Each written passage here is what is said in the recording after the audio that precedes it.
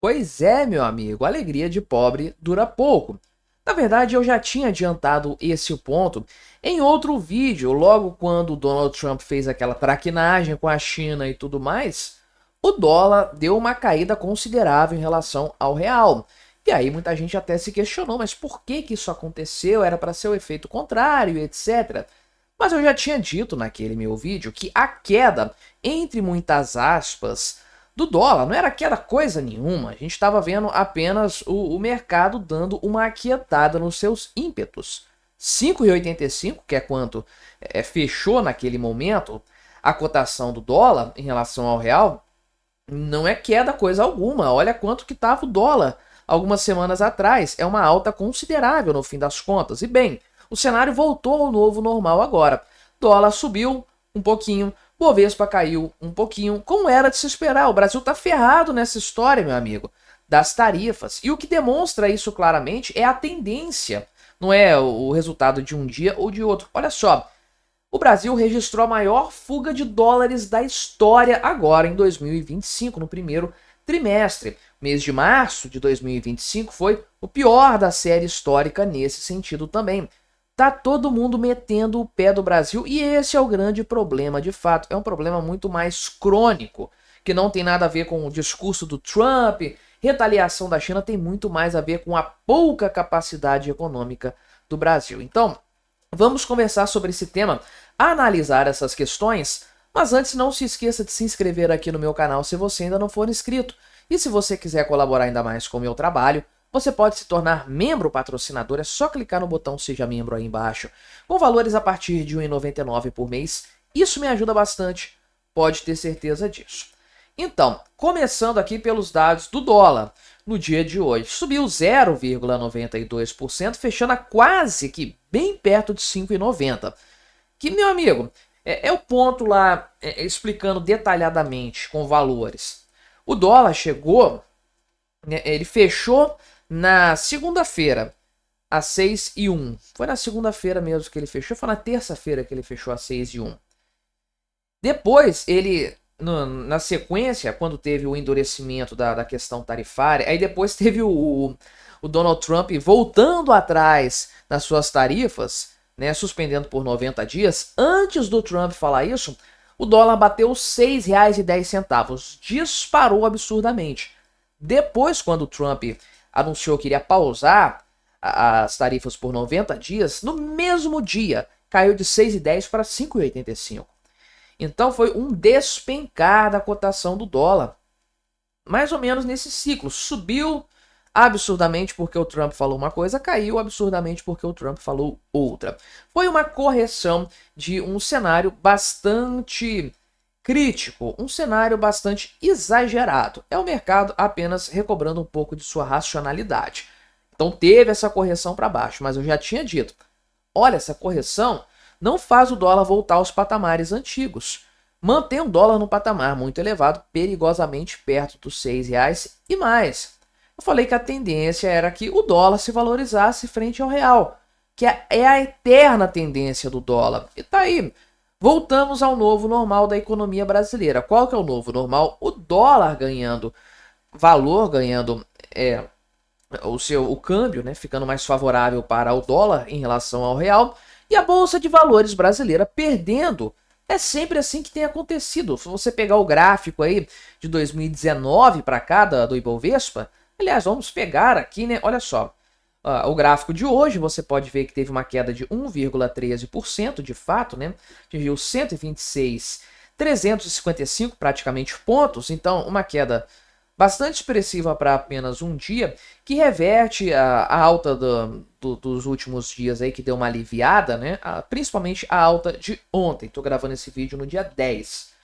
Aí você pega o ano todo, ainda está algum grau de valorização, com correção para baixo, né? Uma tendência de correção para baixo. Aí você expande a análise para um ano, a bolsa está perdendo. Você expande a análise para 5 anos, né? Tem aqui desde 2019 uma valorização expressiva em quantidade de pontos, mas né, você tem que levar em consideração que se a gente pegar 2021, né? Tem alguns períodos aqui antes, de 2021 para cá, você pegar aqui, a Bolsa de Valores andou de lado. Caiu, subiu, tá no mesmo patamar, sendo que a inflação corroeu o nosso poder de compra. E para pensar, você acha que de 2019 para cá, com a pandemia no meio disso, a inflação foi inferior a 60%? Eu duvido muito, né? Mas enfim, caiu a Bolsa de Valores, o dólar subiu, é o novo normal. Só que tudo pode piorar em se tratando de Brasil, né? Então veja que no cômputo do primeiro trimestre, para pensar, um primeiro trimestre que não estava tão ruim quanto está agora no começo de abril. Estamos falando de janeiro, fevereiro e março. O dólar chegou a ficar ali a 5,60 em algum momento desse primeiro trimestre. Então a economia estava muito melhor sob esse ponto de vista, esse aspecto específico que é o câmbio, do que estava no final do ano passado, no trimestre imediatamente anterior. Ainda assim, nós tivemos aqui a maior fuga de dólares da história. Tudo bem que o mês de março é muito responsável por isso, por causa das declarações de tarifaço do Donald Trump.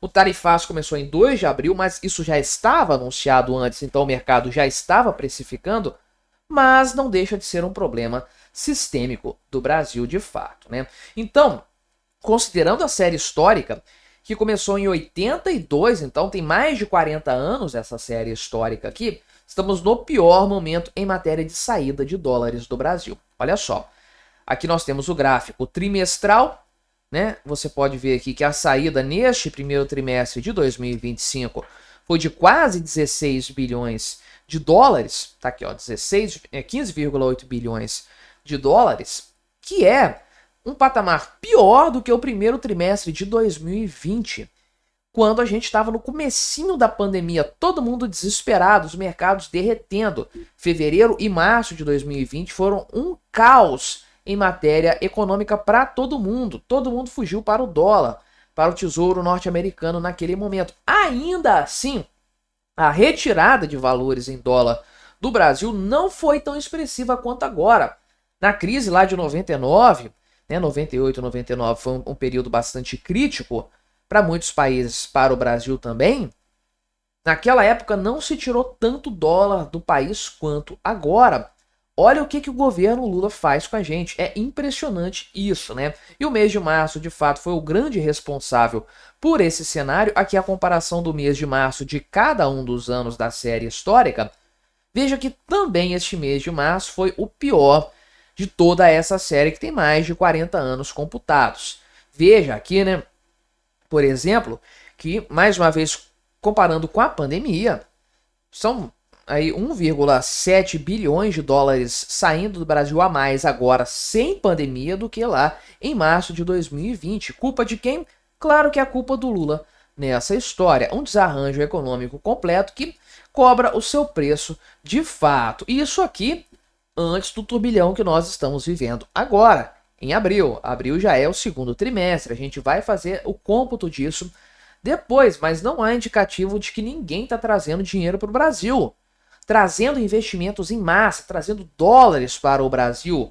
O pessoal está picando a mula. Quem pode estar dando no pé? O Brasil, com a dependência que está da China, com a economia chinesa baqueada, com a guerra tarifária com os Estados Unidos, você acha que o Brasil é um país promissor?